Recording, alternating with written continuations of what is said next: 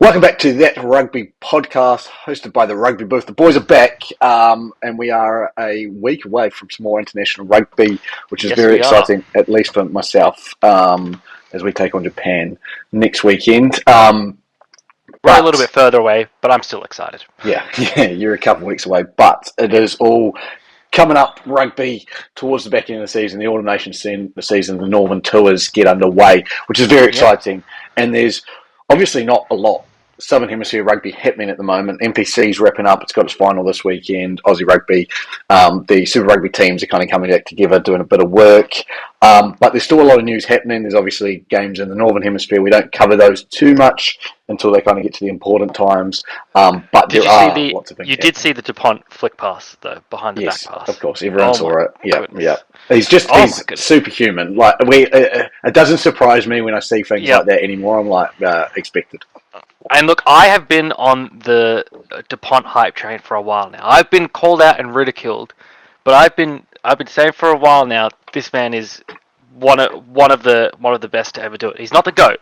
We had this discussion, but even you know when in some of our the earliest days of this podcast, I was a Dupont fan. So except when he plays Australia. So look, yeah, he's just it's just incredible what he can do. But we're not here to talk about Antoine Dupont today. We're here to talk about Southern Hemisphere rugby as best as we can, since there's actual games going on. Correct. Yeah, and obviously a man making his mark, or I guess making a mark and making some marketing, is your boy Yes, Joseph Suwali. Um, Big Joe. Yeah, so his inclusion into everything, and his even the way he's gone about it. You know, finishing an NRL season, going straight into rugby, and not seeming to miss a beat with the way he's yeah, talked about it. The belief he seems to have as well in Australian rugby. You know, coming out and saying all of the stuff, happy to be part of the golden years or golden generation yeah. opportunity here in Australian rugby. There's a lot going on there. Obviously, former RA chairman as well, Hamish. Is it McLennan? Whatever his Hamish name. McLennan. Yep, has come out and gone, if I was still in charge, I'd be going after the likes of all of those rugby league players, specifically Nathan Cleary, so on and so forth. I want you, my friend, to tell me what you think of his statements. Now, again, he's on the outside now. We don't have to worry about what his thoughts are because isn't Yep, part of it. But it is an interesting thought process because he reckons Suwali's already making his money back on what they're paying him. But I want to know your yep. thoughts. There's a reason Hamish McLennan isn't in charge anymore.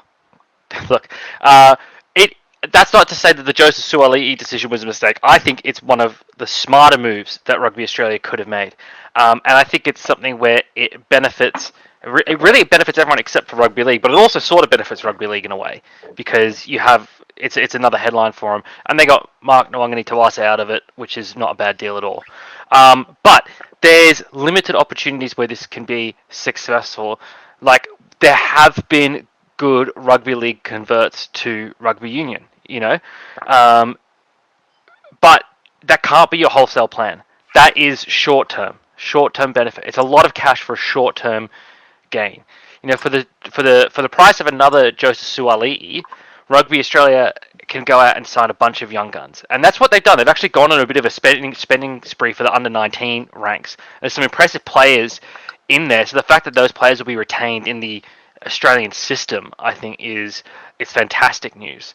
Um, Now, look, would having Nathan Cleary and Wallabies Gold get me aroused? Yes, of course. Would he be a positive influence in the Wallabies ranks? Yes, absolutely. I think you would solve your first five woes very easily there. But realistically, this Nathan Cleary is a man chasing history, right? We talk about Antoine Dupont as the GOAT. We had that conversation of rugby. He's not the GOAT of rugby, but he's a man that's trying to achieve that, or that will, really he's trying to win a World Cup. That's what he's trying to do. Nathan Cleary doesn't need to do that. He's run a Rugby League World Cup. He's won 4 premierships in a row, been to 5 grand finals in a row, one state of origin. Yeah, people are still out there saying, oh, he hasn't taken over origin, and maybe that is what is next for Nathan Cleary, is he wants to take over origin. Look, there's stuff left in rugby league for Nathan Cleary to achieve that I think he wants to achieve. I think you double down on that with the fact that his dad is coaching his team. Why would he leave? Why would he leave? It doesn't make any sense. Look, even the fact that there was talks of him going to the Super League so he could be close to Mary Fowler, his partner, uh, and then that potentially opens up an alleyway for him to get into the Wallabies. That was quickly shot down by him and also by Super League team Wigan in what I think was a ridiculous statement, by the way, where he said that Nathan Cleary might not even crack the roster. You are fucking kidding yourself. But I respect the statement. I respect the statement because you were firing up your team. It generates headlines. Like, I probably would have said the same thing. Like, it just makes sense. But if we look at other league players, there's a lot of talent there. There's a lot of potential for the Wallabies, but I don't think it's the right move. It's like the best way. This is how I'm going to describe it, and maybe this is just because I've been tracking my calories and going to the gym a lot more recently. But think about it like this: Joseph Suaalii is a candy bar, right? You can have them once in a while, and they have their benefits. Carbohydrates, energy, sugar for that energy, and it's great, and it can really help you push. You could hit a PR after having a bit of chocolate in you right before you work out. That's great. But the fuel that the body needs, the thing that's going to grow your muscle and that's going to push you for longer term success is your protein, is your fiber, is your complex carbohydrates and things like that. So that's what I think. You can't go out and diet only on candy bars. You can't just go out and have chocolate. You've got to have your base nutrients in there as well in order to get you to the point where a candy bar, yes, can push you over the top. So I think Rugby Australia has done that well with going out and making these under 19 signings. There's a prop in there that he's I think he's 19 and he already has outbenched Taniela Tupou. He's another Queensland Reds guy, and he benched 205, 210 kilos or something like that. Like a Southern Hemisphere record for a few, an Australian record, and then the best someone in the Southern Hemisphere has done in a couple of years. Like those kinds of signings. I'm not saying this kid's going to be a superstar, but going out and building those blocks, putting in the development work. That's your chicken and rice, right? That's your steak and broccoli kind of thing. That's going to build the body to get to the peak performance level. So that's my view on it, is that you have to set yourself up for long-term success by, making the smart decisions now that they're not going to taste as good, they're not going to be as flashy, you're not going to push for a PR right now, but it's going to set you up where you'll be able to even increase a PR, and that PR will become your new normal. So that's what I like. I like Rugby Australia's approach. And as I said, and it's it's a mistake that people make with dieting all the time. Oh, you can never have chocolate. You can never have sweets. Blah blah blah. No, you can have them, but not all the time. And that's why I think Suaalii is a good signing, because he is that little bit of an injection. He is that little bit of a sugar rush that can maybe increase your performance right now, because the Wallabies have got some stuff to play for right now. They need to sort out what's going on in their backline. They've got a British and Irish Lions tour next year that they want to win, right? They've got Rugby Championship next year they want to win as well. So there are things that Joseph Suaalii will do that will benefit them, but you can't go out and spend all of your money, can't go out and have all of your calories through rugby league players / chocolate bars. Yeah, good analogy. And I would say you have to be careful with what you want and what you get from those league players. I think talking about the likes of Nathan Cleary, who probably hasn't played union ever in my very little. I haven't heard. He's come from, his dad was a league player. He's probably done all league things. Like, to then go, oh yeah, he's going to be uber successful in union, and that's not me saying he wouldn't. Like, he could be. Yeah. He definitely could be. We know how good of a player he is from watching league, but you also don't know how he would react to the game, how it would feel for him. It's a different game completely. You go to someone like Suaalii and you go, he's played it before, he's done it, he's been there. Again, those signings you have to be careful with as well. And it was the same when everyone's looking at Angus Crichton now, and at the start of this year he was up for contract and no one really was sure or wanted to touch him because you didn't know what to expect, and then he's put on one of the better second halves of a season that you'll ever see after coming into Origin and then after Origin, and you go, look, at hindsight now, it looks like it would have been another great signing for rugby union, but you can't Again, that make was decisions. he was playing league as well. Like he was Exactly. fantastic in a league environment. And that's what Suoli like. Suoli is still a young player. He's actually spent the majority of his playing career, even though non-professionally, he's actually spent the majority of it playing union. Whereas in Crichton, now he's probably exceeded the number of years he was in union by playing league for as long as he has. Nathan Cleary, I haven't ever heard of him playing union, so. Yeah, look, that's the other side of it as well. That's the other reason why the Suoli'i signing makes sense is because he has got a union background, and he also had a teammate for the last few weeks of the season that has just directly come out of the Rugby Australia system in Mark Nwangani Tawase, who I'm sure made that transition easier for him. Like both of these players, right? Their off the field behaviour, and I make that distinction because Suoli has been suspended a couple of times for rough play, but their off the field behaviour has been professional and you can't knock them for any of it. Like even though Mark Nwangani Tawase obviously wasn't happy to stay in the Rugby Australia system, that's the reason he's gone to league. Obviously wasn't happy with the direction his career was going there. You didn't hear any media outbursts and whinging. You didn't see any social media posts doing anything negative like that. It seemed he was pretty transparent through all of it. We heard whisperings he wanted to go to league. He'd said he was interested in having a league career. He ended up signing with the Roosters. Cool. Suoli'i, similar thing, right? He played this entire year knowing he wasn't going to be playing league next year, right? And yeah, you didn't see a drop in his effort levels or performance, right? Like he played just as hard this year for the Roosters as he has any other year. In fact, probably harder since he had an Origin berth. Like these two players are uber professional. And again, I'm not saying that Nathan Cleary is not. That's not the point we're making. It's not specifically Nathan Cleary, but you can have other league players where they are not the most professional. It's the same with union players. Again, I'm not trying to sully league. I love rugby league.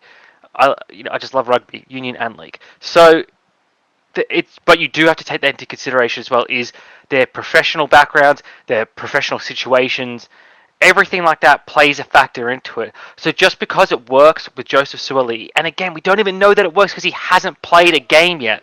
We don't even know that it works. But just because it all looks like it's going fine with Joseph Suoli, doesn't mean it would go fine for other players. And again, that's not to say that it wouldn't go fine for other players, and it could be a benefit to the Wallabies. However, the smarter decision to do is to set yourself up for that longer term success. Yeah, couldn't agree more. On Super Rugby now, some interesting discussions and thoughts, I guess, thought-provoking from where the future lies. South African rugby teams that's been all shut down, like the Premiership and the URC, look like they're going to stay the same as they are, which is again totally fine. We've made our own bed. We've got to sleep in it as New Zealand and Australian rugby fans, but it's not to say we couldn't touch base with Super Rugby teams in South Africa. The Cheetahs obviously are the team that's kind of left out at the moment as a big one, and I'm sure there's other potential options for South African teams joining a Super Rugby comp, even if it is two. And I think it's one of the Staines, Francois Steyn, who's the director of rugby at Cheetahs, has also floated the idea about them joining Super Rugby. And to me, I go, we've got to be careful here, and the only reason I say that is obviously the travel commitments and how that works. Yeah. But the Cheetahs are one of those teams that have been revolutionary in their thinking once they got kicked out of. Once we decided to limit the amount of South African teams and they were out, they went to Europe first. So they did that first. It wouldn't surprise me if they're a type of team that'll go, look, if we can find a way into the comp and that you're able to get us into the comp, that we'll make it work. Yeah. So I'm a believer if financially it's understandable and financially it's viable, getting another, even if we can get two Springbok teams, South African Super Rugby teams, and the one Jaguares team, three there, make up, ideally I think a 15-team comp is where we want to be at. Then you bring into the mix South African and Argentinian broadcast revenue, right? Because not only do you have to think, it might only be two South African teams playing potentially under your system. I'm assuming that Super Rugby go balls to the wall with this, pick up two South African teams and the Jaguares, right? They also need access to the replays, and that's people are going to want to watch that, right? So that then brings in that revenue from broadcasting rights. I think it's and that's the thing is like if you get one South Africa team or two South Africa teams, you still can get a good amount of money for the price of only two teams, basically. Yeah, I quite like it. I quite like anything that has to do with expansion. I mean, we're playing 11. It's 11 teams next year. I'll be straight up. I'm not excited about next Super Rugby season from an overall competition standpoint. I'm excited from a Waratah standpoint. From the overall competition standpoint, I'm not that excited. And we've got this weird fucking finals format as well that everyone's scratching their head like, like we have players going out and getting regularly concussed. Do you think they're going to understand how this final system works? Like, far out. So for my mind, I like it. I mean, again, I am firmly in the camp, as I have always been on this podcast, of expanding and innovating, right? Rather than contracting and conserving. So yeah, look, I'm all for it.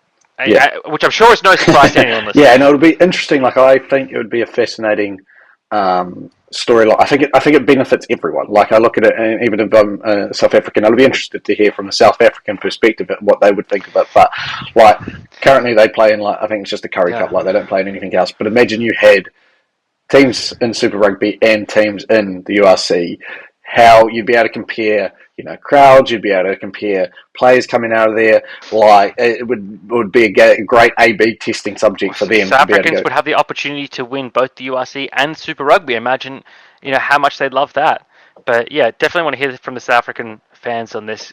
I mean, I know they're always shy about letting their opinions and feelings know, but we really hope we hear from them about. But yeah, I think it'd be good for the game. So yeah, look. What has happened over this weekend is, being based out of London, I have seen the Jacksonville Jaguars play yesterday against the New England Patriots, which was you poor thing. Yeah, game of the season. But what I didn't notice was a lot of Rees Zamit marketing at all. And as we know, he sits on the Jaguars practice squad. He does that as well. Jaguars is owned by same owner of Fulham Football Club, so they have a big London base. They play at least one game a year. This year they played 2 games out here. He hasn't got an opportunity yet. He wasn't marketed at all during this. Do we? And again, the questions come back. Where he's a year into this journey, but he has now, what we can tell, is taken a pay cut because he's on. To be on the practice squad, what is it, like $225,000 American dollars? Something like that. And he would have been earning over $400K, and probably could have got a bigger contract, pounds in rugby. So, how long does he last at this? How long is he going to get a shot? I saw on the weekend the punt returner for the Jaguars run a punt return back for a touchdown. So, the fact that he wasn't marketed was really interesting to me to think, like, I know he's Welsh, but... I was going to say, he's Welsh, and it's a game in London. But they're not going to take any game to Principality Stadium. Yeah, so I'm like, exactly. I just would have thought you've got this rugby player who's, played for the British Irish Lions, is a well-known name for the sport that had gone over and tried to achieve this. You would have thought there was something there, but nothing, I think, raises a few alarm bells for me that maybe he isn't doing as well as we hoped and isn't going to end up in a position where he is. But it's a young...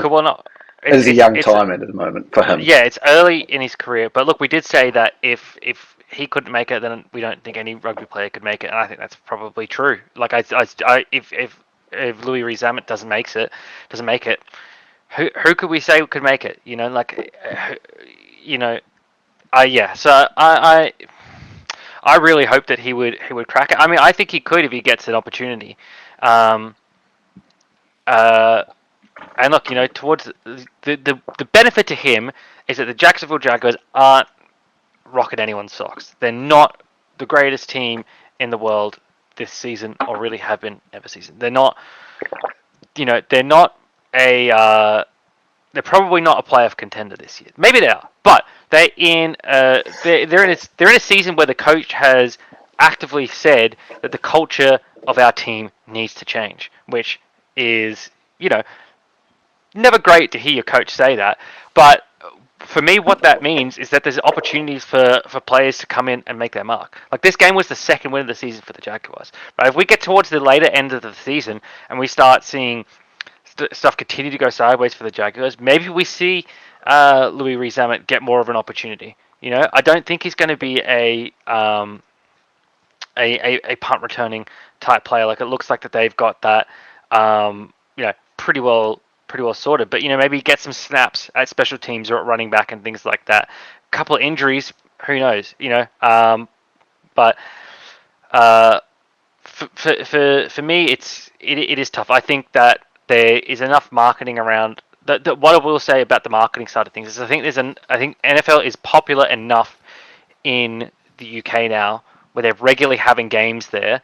There's talk of potentially a London-based franchise to be the next franchise in the NFL, that you don't need to rely on the hometown kid to advertise the game. Really, like the Patriots are a storied franchise.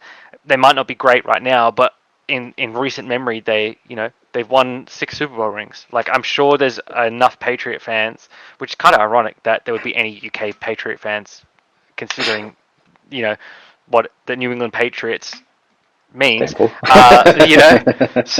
but I'm sure there's a lot of Patriots fans in the UK. The Jaguars as well.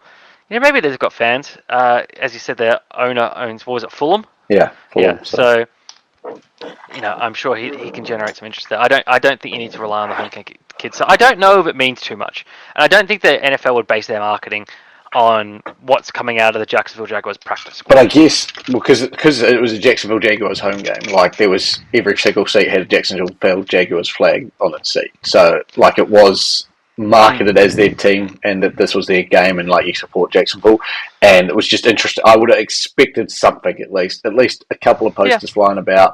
I don't know. But yeah, we'll see. We'll keep up with that situation and see how LRZ gets on.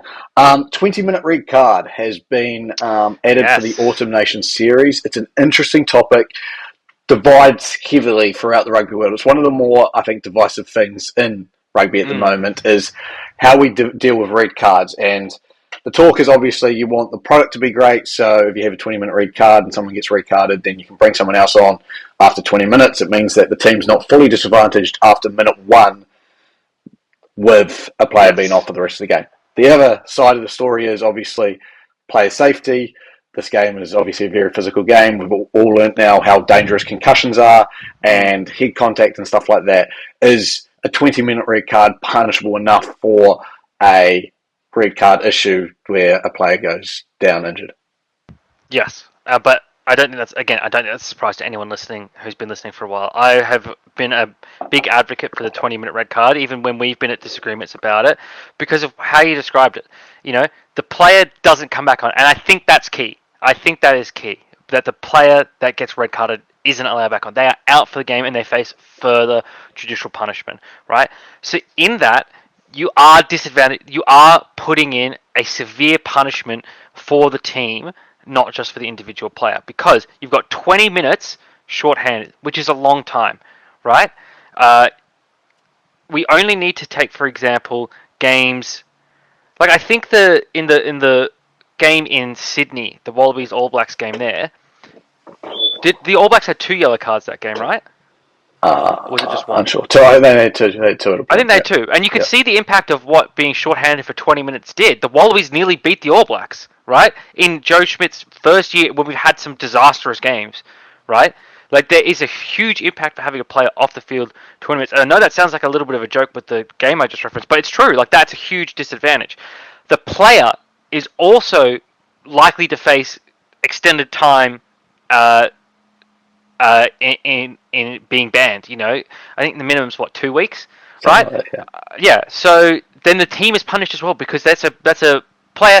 They've earned their way onto the field, so they're obviously good enough to play. So it is going to harm the team to have them not there, right? So there's that aspect of it as well. But at the same time, it doesn't totally torpedo a game for a player, especially when we are seeing so many judgment calls that could really go either way, that toe the line between red and yellow cards, right? We've seen a huge uptick in the number of red cards being issued as well. Since I think 2017, when a greater focus on concussions has been brought in, there's been a huge uptick in the number of red cards being issued. So you have to moderate that somewhat to keep the product good, and to also, just for fairness and balance sake, like, it was appropriate back when red cards were rarer to be issued for that punishment to be that extensive, right? Because they were so rare, because there was such a high threshold to meet to qualify for a red card or to be disqualified via a red card. Now that the thresholds are lower, the punishment should also be lower. It's like uh, for a for traffic offences, right? When there's differing tiers of punishment for different severity of crimes. That should be the same with the cards, right? Now, we've also had the options of the orange card or whatever for those ones that are sort of between yellow and red, and then for the ones that are clearly red and egregious, there's the regular red card. I don't know how you make that delineation, but I think you do need to separate it from, or you do need to change from what it is now. And I think the 20-minute red card is appropriate, because even for the ones where, say for example, you have sort of the worst of the worst, right? You have a clear and egregious striking of another player with a punch or a headbutt or something like that, like full Darcy Swain situation, or go even further, you have a rugby league James Graham biting another player's ear type thing, right? So you have something clear and egregious. That player is out of the game. They're gone. They're done. The team is without that player. Is down a player for 20 minutes. That player, because what they've done is so egregious, will miss extended time. They'll miss multiple weeks. They'll miss more than the 2 weeks. So the team is being punished as well. The team that the foul was committed against still gets a benefit. Then there's no benefit being taken away from it. It's just shortening the time of the benefit. If we look as well, it makes it fair, because when you think about it, there is three. Let me do my math here. There's 3/4 of the game where a red card being the entire rest of the time that the player is on the field doesn't matter. Like, say for example, you're in any time from the 60th minute and first second onwards, it really doesn't matter whether whether it's a 20-minute red card or a regular red card, right? Because, excepting in the case of maybe ties where you have to go into extra time or whatever.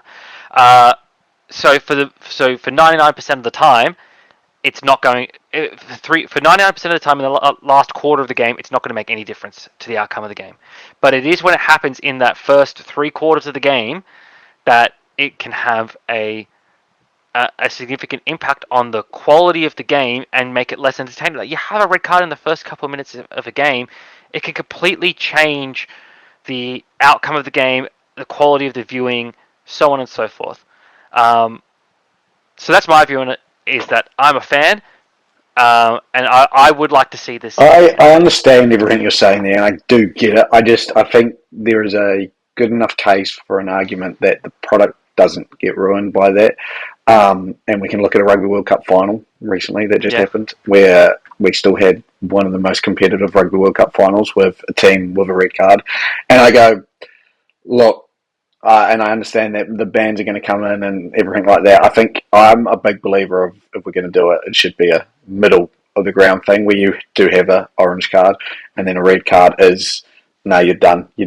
You shouldn't, like, to me, and again, for a bloke that's played rugby for, coming on 26, 27 odd years, if you can't hold enough discipline in the early minutes of the game to not do something that's going to be red card eligible, then that is also on you. And I think we're in this situation now, and I think because, as you said, 2017, there are players, international players, that have been playing the game for 20 years, and this has only been around for 7. And so they're still learning a lot, tackle technique. And again, we're saying tackle technique like these guys don't know how to tackle, but they know how to tackle. But since these head laws have started to apply, the tackle technique's gone and changed, and you can't do this, and you've got to dip, and you've got to do this, and you've got to do that. Yeah. We've been changing the game for so much over the past 7 years that players are still learning. And I think we are in that time now. I think in 10 years' time, I think red cards are going to be so limited. Like, I think players are going to understand You're punishing players in the time that you're still expecting them to learn, which is not conducive to learning. Like you could say, oh, well, the punishment's so severe that they have to learn, they have to adapt, but clearly that hasn't happened, right?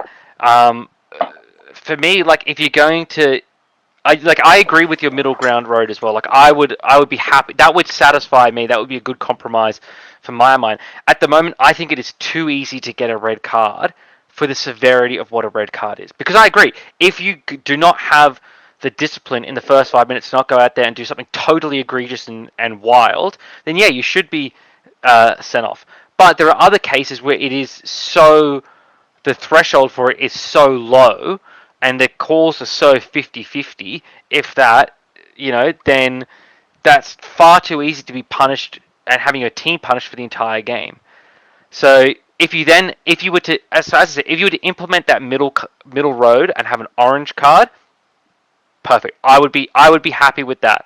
But if they're not looking to go down that road, then I think you need to either raise the threshold of what constitutes a red card and have more yellow cards, or reduce the punishment for a red card. Because I think there is enough complaints at the moment about what the red card is doing to the viewing experience and doing to the player experience. Because, well, there is also the issue of player safety of 14 players taking on 15 for the entire game. Both fatigue levels, as players get more fatigued for having to run more, their technique drops, and you can maybe see other injuries later in the game as well. There's a whole lot of factors. It's not a simple issue, and it goes beyond just the, does the punishment fit the crime? There are those other factors to consider into it as well.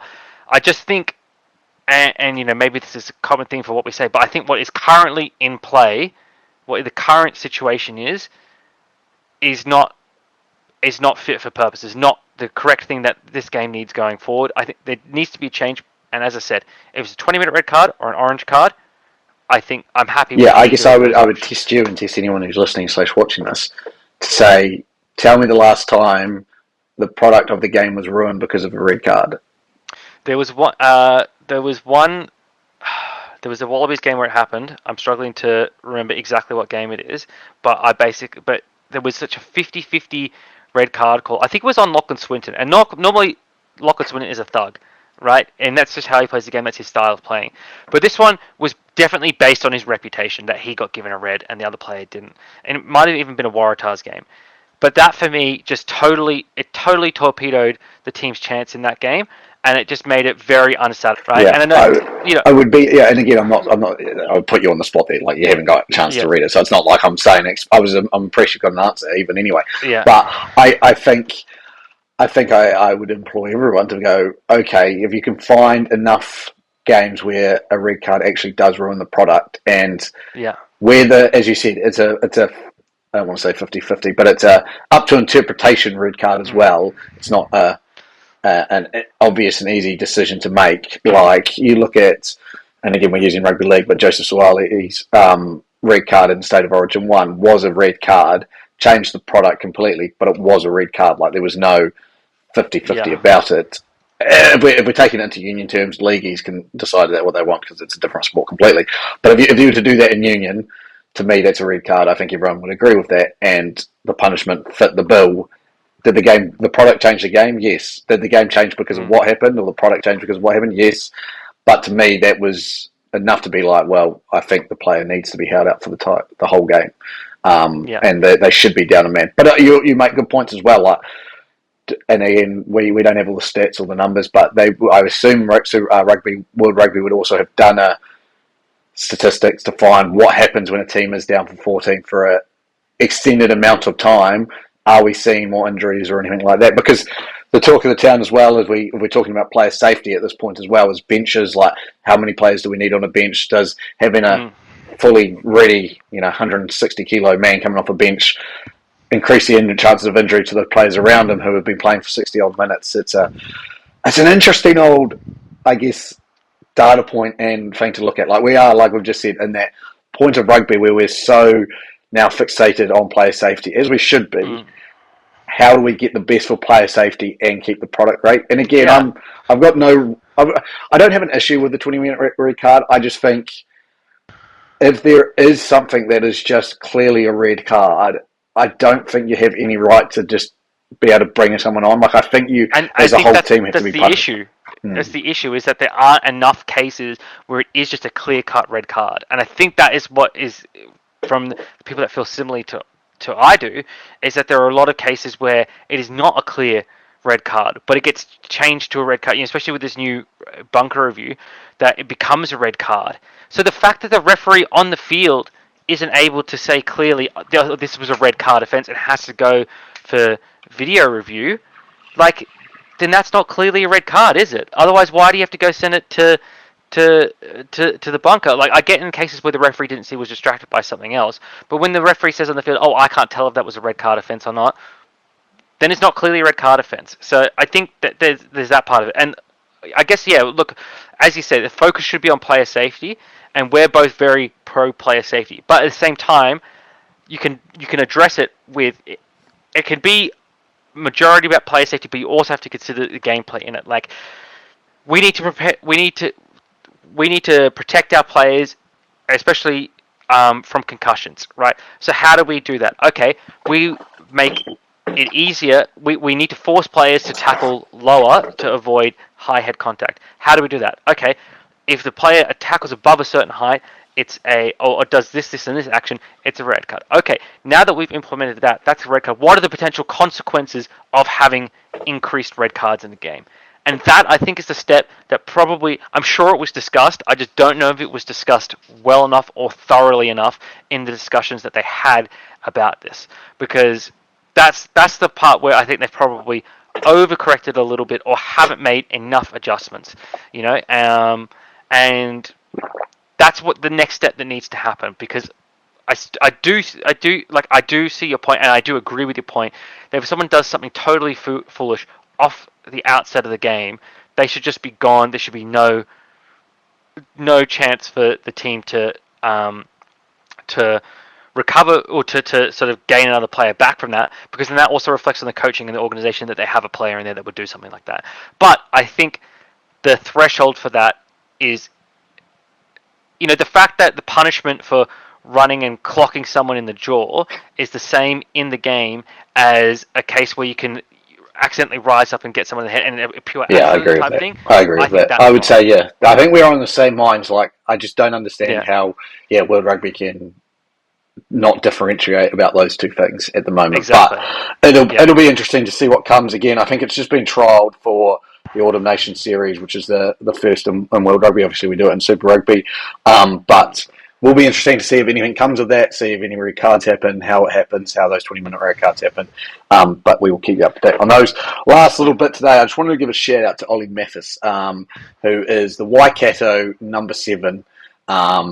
He was the open side flanker for them and is an unreal talent. He's played all throughout with the Hamilton boys, the dominant team there, won a couple of world titles for school, played in the New Zealand under-20s team, I believe. Has been plying his trade on the wing this past few weeks with some injuries to the Waikato team. So an open side on the wing and scored one of the better tries you'll ever see with a chip and chase. And it has me thinking, and again, we've seen the Springboks do their 7-1 bench split, and the more and more how teams are going to look for players like this who have hybrid, freakish ability to be able to play anywhere and being so versatile to be able to do it. There was chat as well, like we've seen it with TJ Perenara play 10 at the World Cup, Cam Roigard being able to play 10. Like, they're going to look for players who are able to fill as many holes as possible to be able to gain an advantage. And if you've got a flanker who can also play wing, if an injury was to go down at a high level, to me, I'm just like... It's the whole reason why Josh Cannon was included in the Rugby World Cup squad, I think, because Eddie Jones valued his ability to play on the wing if he needed you look back and you go 10 years ago, you'd never even hear of a flanker potentially being able to play wing. But, a big shout out to that. And it'll be interesting to see how his career progresses. Sam Cane on the wing? I don't know if I'd ever want that. I don't know if I'd ever want to see that. What about Richie McCaw? Something like that. Those lumpy legs moving. Yeah. For now, though, that is us. Obviously, I think so. The All Blacks do play next weekend against Japan, and then we have the game against England, which will be very exciting. So we will keep you up to date with all the games that are happening across the weekends coming up. For now, though, thank you for joining us. I've been Luke. That has been Husey. We have been that Rugby Booth, and that Rugby Podcast. Get it right, Luke. We'll see you next time. Goodbye. Peace.